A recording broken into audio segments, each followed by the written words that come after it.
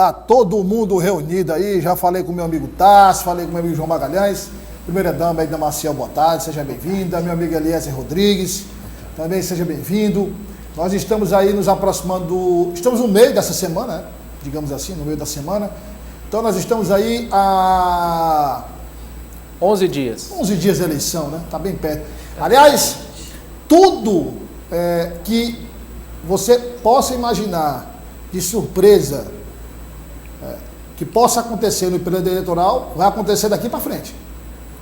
Quer dizer, a intensificação das campanhas, de tudo vai acontecer daqui até o dia da eleição, dia 2 de outubro.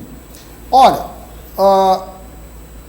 vamos começar a falar aqui, eu queria a opinião aí, o Tassi já falei com ele sobre o assunto, queria ouvir o Elias. Aliás, de novo, Elias, reforma, quer dizer, na Prefeitura de Teresina, agora não só na Prefeitura, né? Como disse o Tassi, na Câmara Municipal também. Boa tarde, Douglas Cordeiro, boa tarde aos colegas e telespectadores. Pois bem, Douglas, em meio a uma corrida eleitoral, se falar em reforma administrativa, nós já podemos presumir que será mais uma reforma ineficiente como todas as outras anteriores. Porque para fazer uma reforma, para se pensar em criação de cargos, autarquias, competências de cada pasta, para reorganizar as prioridades, isso demanda tempo, planejamento, um pensamento bastante focado nos objetivos. Se não há uma concentração suficiente para pensar nisso no momento, é melhor não fazer, porque as anteriores não funcionaram. Sempre questões externas, políticas, interesses de grupos influenciaram nessas decisões. Criar um cargo, uma secretaria para acomodar um aliado, para dar espaço para alguém permanecer no grupo, ou para insatisfazer alguém e outras pessoas serem convidadas a se retirar, também acontece, para desagradar. O fato é que no quesito prestação de serviço, competência para ajudar a população, esses objetivos não têm sido alcançados, tem sido uma tônica da gestão. Reforma administrativa só por moeda de troca política, sem pensar de fato no que precisa ser feito pelas pessoas. E ele está só esperando passar a eleição. Como o Tassi informou, passou o período eleitoral, terminou a eleição, quem ganhou ali no parlamento, quem foi, quem não foi, o desempenho daqueles que saíram para concorrer, para poder dizer, vai ser isso, isso, isso. Quer dizer, ainda não há de fato uma definição de quando as secretarias vão mudar, né, como o Tassi trouxe a informação. O que existe é uma perspectiva de convocação de 3 vereadores para assumirem secretarias e 3 suplentes seriam chamados para ocupar essas vagas na Câmara Municipal. Ou seja, na verdade, como o Eliezer disse, não tem nenhum objetivo aí, o prefeito não tem nenhum objetivo de mudar no sentido de melhorar o desempenho. A mudança aí é só para acomodar a base que dá sustentação a ele no parlamento. Muito grave, como sempre, o carimbo da falta de planejamento, de organização, como sempre, o trato político muito fraco, porque nós aqui no DN há muito tempo pontuamos essas questões desde o início da gestão, que não há entre Câmara e Prefeitura, entre prefeito, parlamentares, a sintonia que deveria haver. Quando você usa a palavra acomodação, infelizmente é o que há mesmo, é uma acomodação de acordo com o momento político.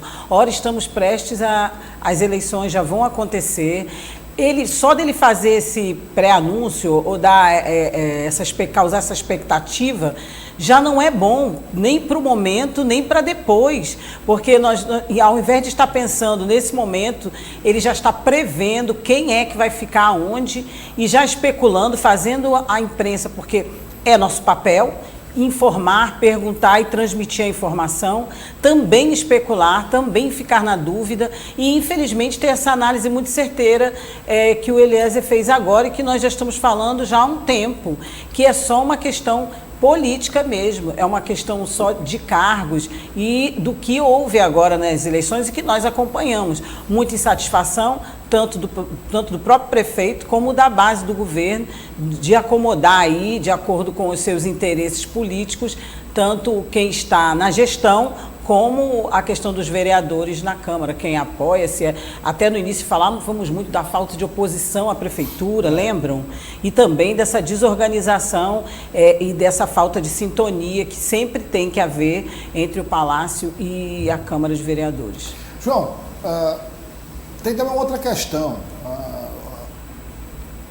Vamos levar aqui em conta os nomes que o prefeito indique, sejam nomes que possam potencialmente desenvolver um bom trabalho nas secretarias. Aí é a pergunta que se faz: e a autonomia? Eles terão, porque o que a gente vê lá, grandes nomes técnicos, capacitados, que ocupam desde o início da gestão pastas da secretaria na gestão do executivo, e que até não tiver liberdade para fazer nada. Nós temos o erro da questão da quantidade de reformas administrativas. Uma sexta reforma em menos de 2 anos de governo demonstra que realmente... Olha, não acertou a pergunta. Se fosse no concurso, ele tinha acertado. Não estão acertando o passo, né? Fica aí uma reforma para cada 3, 4 meses. Então, de fato, é não dar continuidade a um trabalho que demonstra que não há um planejamento para que haja, né, um trabalho contínuo em todas as áreas da gestão. Então, essa possível reforma, ela é um erro em quantidade, ela é um erro de momento, concordo integralmente com a Edna. Você está numa semana que praticamente antecede as eleições.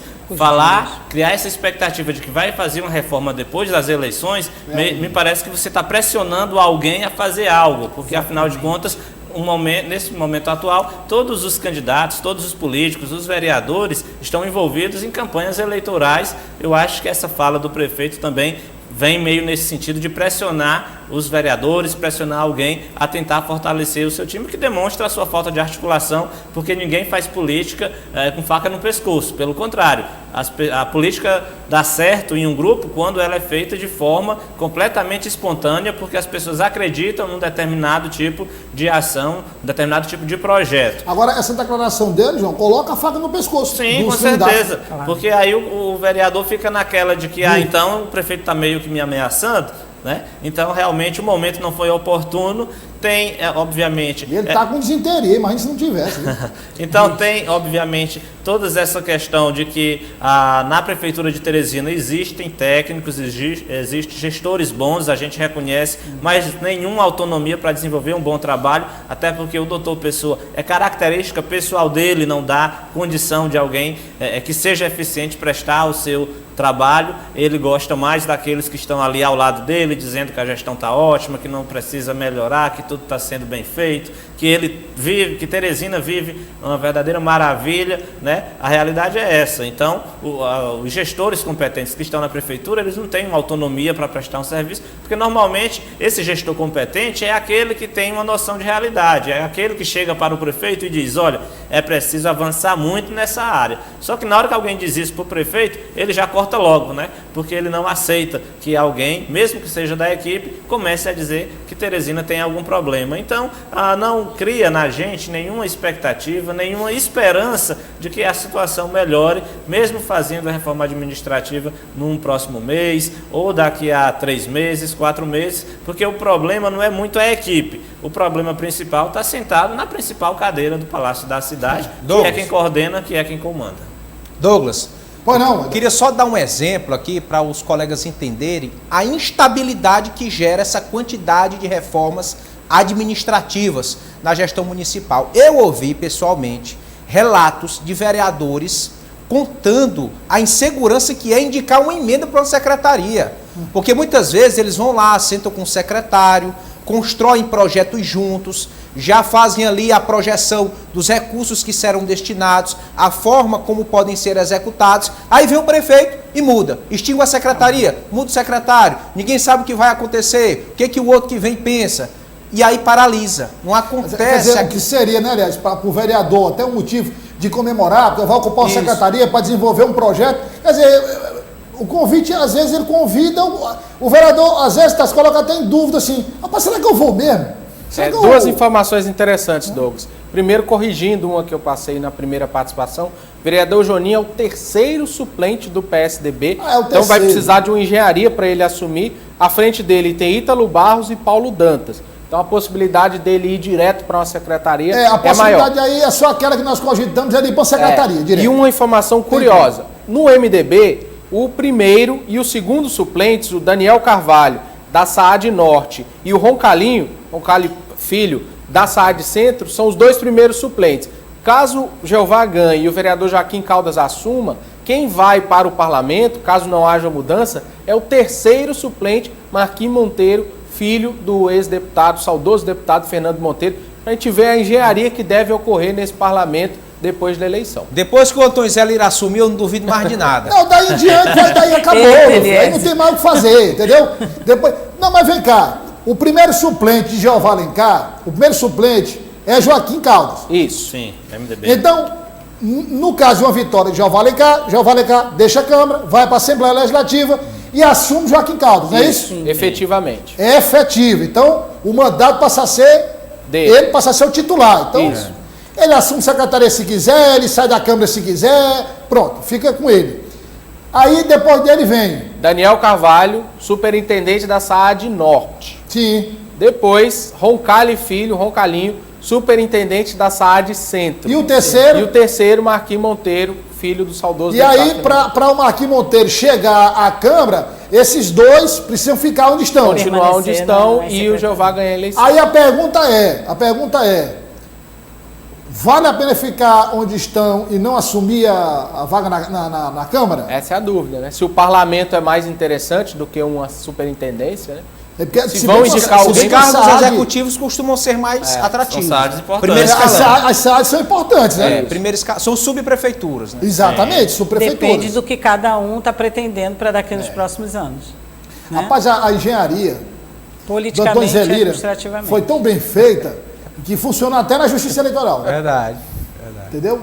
Aí eu vou contar. Isso é um case de fazer um estudo. Aliás, falar nisso, tá tranquilo, Antônio Zé Lira, né? Tá. Ele, todos os dias que se pronuncia, ele diz até logo, porque ele fala que não sabe se vai estar no dia seguinte, por causa desse imbróglio jurídico. Se Renato Berger voltar para o parlamento, Douglas, existe, né, de acordo com o regimento, a possibilidade concreta de Antônio Zé Lira deixar a Câmara. E depende também do relacionamento do prefeito com o presidente Jeová Alencar. Isso. O Draga Se Alana houver também, algum né? rompimento aí... E o Draga Alana também, se ele Isso. voltar para o parlamento, né? Rapaz, antigamente, doutor Pessoa, de 3 palavras que ele pronunciava, um era o Dragalana. Isso. Então, continua bom o relacionamento com o Dragalana? Perdeu, né, a pasta de esportes, que era maior, né, está na juventude hoje, mas faz parte a indicação do PSD lá no primeiro escalão. Quando nós estamos aqui, o Jeová Alencar, o presidente, é que o Antônio Zé Lira é da cota pessoal do Jeová Alencar. Isso. Entendeu? A engenharia foi pensada pelo Jeová. Então, se Jeová Alencar não estiver mais no grupo do prefeito, Antônio Zé Lira também não vai estar. Bem provável. Né? Não vai estar também. Ele está tranquilo lá, tá? Essa Câmara Está tá tranquilo mais... e continua líder, né? Líder de governo. Não, sim, por eu digo incrível que menos pareça. polêmico. O vereador, agora menos polêmico, mas o líder de governo é um dos vereadores mais instáveis no parlamento para a gente ter o termômetro desse governo. Pois é. A Justiça Eleitoral deu início ao processo de inseminação das urnas eletrônicas. A partir de agora, os dispositivos estarão aptos para o uso no dia da eleição. O Eliezer Rodrigues traz os detalhes.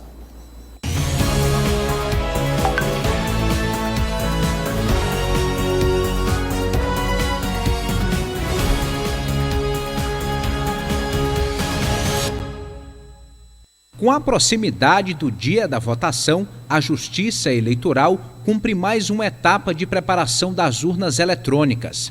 A inseminação de urnas consiste na transferência de dados às urnas que serão utilizadas no dia da eleição. Esse é um momento importante no processo pela preparação das urnas em si, que quando termina o procedimento ela já fica pronta para aguardando só o dia da eleição, a véspera da eleição, que é quando é instalado no cartório, na sessão eleitoral, e no dia seguinte funciona, mas também é importante para o acompanhamento e a fiscalização do sistema eletrônico de votação. A Justiça reafirma que o procedimento é seguro, livre de riscos de interferências externas. É divulgado um edital especificamente para que seja haja um comparecimento não só das entidades fiscalizadoras, como também dos representantes dos partidos, representantes dos candidatos, da OAB, do Ministério Público. É uma cerimônia pública, é um momento que o representante do partido, dos candidatos, o cidadão, ele pode acompanhar os trabalhos do eleitoral e conferir que os programas que estão sendo colocados são os mesmos programas que foram assinados pelo TSE.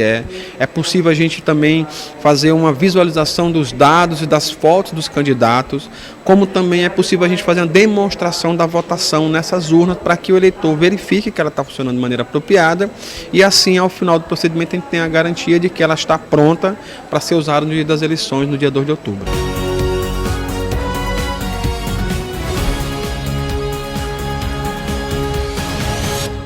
Eleições 2022. Oferecimento Piarte, Cercos Nordeste. Quando eu chamei a reportagem aqui, o João usou a expressão bem popular que se comenta muito, né? Depois, o termo correto é inseminação, não é isso? Exato. Isso. A inseminação das urnas.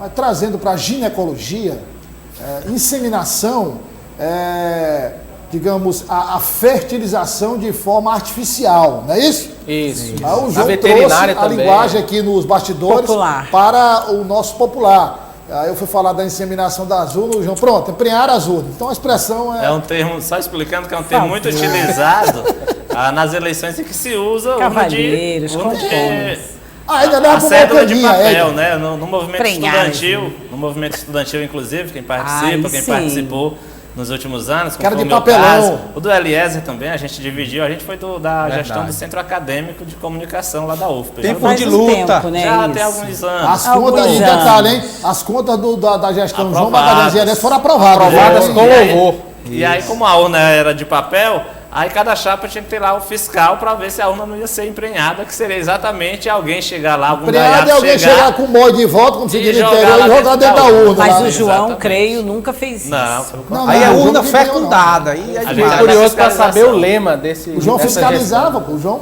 Por favor, João. Ó, vamos falar aqui de um assunto que para nós não é mais novidade, mas não deixa de ser um absurdo, né? Nós comentamos aqui, inclusive, quando destacamos as manchetes do Jornal Dia, sobre a manifestação dos enfermeiros, técnicos de enfermagem, auxiliares. O prefeito doutor Pessoa, no caso da greve, né? O doutor Pessoa disse que, como sempre, não sabia de nada. Veja aí. Eu nem sabia dessa decisão da justiça. Não estou atualizado. Mas a justiça tem que ser respeitada, tem que ser cumprida. Eu disse, se lá de cima, de Brasília, o Poder Legislativo, o Poder Executivo trouxer uma informação concreta de que esses profissionais da área da saúde, enfermeiro, técnico de enfermagem, auxiliar de enfermagem, e esse grupo, com certeza o prefeito de Teresina irá abraçar. Tássio Cruz, me socorro aí, por favor. Mais uma vez demonstra desconhecimento, né, Douglas? Ontem a gente teve pela tarde a informação de que mais de 8 mil profissionais de enfermagem paralisariam as atividades em todo o Piauí, os de Teresina também, e logo pela noite o desembargador Sebastião Martins deu uma decisão proibindo, considerando ilegal essa paralisação. Nós tivemos há pouco, quando chegávamos da redação, vimos aqui um protesto grande ocorrendo na Frei Serafim, próximo ao HGV, desses profissionais. O prefeito, como a gente mostrou, parece desconhecimento do assunto, né? Mas espera a decisão. Na área dele, na área federal. médica, né? Dele, que desconhece o assunto. A esfera federal deve decidir, Douglas, no Senado, se trabalha ou via projeto ou via outra manobra para que esse piso dos enfermeiros seja pago. O senador Marcelo Castro quer que seja votado antes da eleição, Douglas, porque Eu depois da também eleição não tem a pressão popular. Eu também acho. Ó, por falar em polêmica, nós vamos tratar agora de uma polêmica que, aliás, a gente vem tratando aqui no Jornal Dia News, que é aquela questão dos precatórios do Fundef. Aliás, tem duas polêmicas aí, né? O precatório do Fundef e o Tássio, o João e o Edésio estão acompanhando também a mediação do ministro Gilmar Mendes em relação à alíquota do ICMS, viu? Não por enquanto tá na mesma, né? Isso, uma reunião ocorre na próxima semana. Na próxima semana. Aí, só para você entender, para se chegar a uma decisão se os estados devem cumprir o piso, todos, obrigatoriamente, ou se fica com uma opção para os estados cumprirem ou não cumprirem. Esse é o ponto. Agora nós vamos falar dos precatórios do Fundef. A governadora Regina Souza falou sobre o projeto, né, envolvendo os precatórios do Fundef, que chegou à Assembleia ontem. Acompanhe o que disse a governadora. Esse dinheiro anterior, ele está comprometido com programas que estão em execução. Por exemplo, nós temos mais de 100 escolas em construção ou em reforma, com o mesmo tanto de quadras poliesportivas. Esse dinheiro foi planejado, apresentado um plano de trabalho para o TCE e para o TCU. Então, eu não posso mexer nele assim. Além do que, é um dinheiro, quer dizer, eu estou terminando meu mandato. Eu não posso deixar nada para o outro pagar. Tudo que está em andamento, eu tenho que deixar o dinheiro na conta. Então, essas escolas, essas quadras estão em andamento. Muitas eu vou inaugurar ainda, já entreguei muitas também. Nós temos 20 escolas prontas, esperando só o material escolar chegar. Então, isso é o planejamento desse dinheiro. Eu não posso deixar, eu vou ter problemas sérios depois, porque está na lei também, estão dizendo que o gestor que está terminando o mandato não pode deixar a despesa para o outro cumprir, se não deixar a fonte. Assim como não devia criar despesas sem dizer a fonte, mas de vez em quando alguém faz isso eleitoralmente. Aí é um problema sério mesmo, viu? Porque, por exemplo, o que a governadora quis dizer? A escola está em andamento, ela não vai ser concluída até a posse do próximo governador ou da próxima governadora. Então, além do dinheiro que já foi gasto na obra até aqui, o dinheiro que precisa ser aplicado para a conclusão da obra tem que estar em caixa. Tem que estar em caixa. Assegurado. Entendeu? E se criou alguma despesa, a previsão para cobrir essa despesa também tem que estar em caixa. Mas olha, a governadora Regina Souza comentou também sobre o rombo milionário do ICMS e nós acabamos de falar sobre o projeto que pode criar alíquota facultativa. São dois assuntos, porque a gente fala muito de eleição, né? Então, dois assuntos que, do ponto de vista administrativo, são os mais importantes da atualidade. Acompanha aí. Nosso secretário de Fazenda e nossa Procuradoria, eles estão sempre permanentes em sintonia com o Conselho Nacional de Secretários, então estão discutindo, mas a gente lá não sabe o que vem, e quando vier que a gente vai sentar para ver o que vai acontecer. Né? Até que a gente está penando, porque o Piauí conseguiu a dívida, eliminar, mas acontece que a dívida não cobre a perda. Né? Esse ano, no mês de setembro, é um buraco bem grande que a gente está ainda calculando, mas eu acho que vai chegar aos 60 milhões ou mais. Tássio Cruz, pelo que disse a governadora, coloca a hora certa aí, Rafael, só para a gente ter uma ideia aí. É porque 27. Quando coloca a música eu tomo um susto. 15 e 27. A situação aí, Tássio, pelo que disse a governadora, tinha uma projeção inicial, mas parece que é pior, né? Isso. Como disse aí, a previsão para setembro, que as contas vão fechar, de cerca de 60 milhões de rombo. Como a gente disse, o STF se reuniu semana passada, deve se reunir semana que vem, ministro Gilmar Mendes, Estados e União, para chegar em um ponto comum, né, Douglas? Porque para os próximos governantes a situação vai apertar bastante para todos. João Magalhães, e fica essa expectativa, né? Bem rápido aí para ouvir todo mundo, Edna e Elias, nessa última rodada. Fica a expectativa aí para o que vai decidir o ministro Gilmar Mendes, né? É verdade, é um ponto essencial, porque com certeza vai trazer consequências para o caixa dos estados. Claro. Eu acredito que todos a área técnica ali da Fazenda, do planejamento, enfim, dos estados, já devem estar ali em situação de alerta, porque obviamente passado o período eleitoral, há uma tendência sempre em controlar gastos, né? A gente sabe que isso é histórico em todo o país, um pouco antes das eleições você aumenta os gastos, os investimentos, passou o processo eleitoral, você precisa fechar as contas no final do ano, até muito por conta do que explicou a governadora Regina Souza. Então, eu acredito que essas áreas já estão em sinal de alerta. Essa decisão dessa tendência de conciliação lá, que está sendo coordenada pelo ministro Gilmar Mendes, vai trazer consequências para os estados. Esperamos que se resolva da melhor forma, principalmente para a população, porque é ela quem sofre os impactos de qualquer medida na área econômica. Não é uma bomba, não deixa de ser uma bomba, né? Não, muito grande, e a expectativa é muito grande. Infelizmente, a situação, todas as duas questões que nós colocamos agora, falando rapidamente, está entre o administrativo e a politização. Então, o que a gente espera é que haja mais consciência administrativa, de gestão, e que as contas fechem para que não acabe, como sempre, caindo no colo e no bolso de quem mais precisa, que é a população brasileira. Aliás, você já imaginou o novo governador, a nova governadora do estado do Piauí ser obrigado, a partir do dia 1º de janeiro de 2023, ter que elevar uma carga tributária? Você já imaginou que medida logo no início do governo? Fica realmente difícil de administrar uma possível crise, no mínimo de imagem. As pessoas vão ter dificuldade de aceitar, enfim, qualquer aumento de tributo que for imposto por algum gestor. Olha, hoje à noite tem o nosso debate do dia, viu? Tem hoje à noite o debate do dia. Não perca, 21 horas, a partir das 9 da noite. É porque mudou, era 8h30, por conta da propaganda eleitoral. Então hoje, 9 horas da noite, tem a penúltima edição do debate do dia. Hoje nós vamos mostrar entrevistas com o deputado Gustavo Neiva, do Progressistas, e quem mais, Renato? Coronel Nixon. E o Coronel Nixon Frota, que é do PSD, candidato a deputado federal. 9 horas. Papoca aí o comando geral, vamos lá. Hoje é dia do radialista, hein? Parabéns. Dia do radialista, parabéns a todos, eu sou com muito orgulho.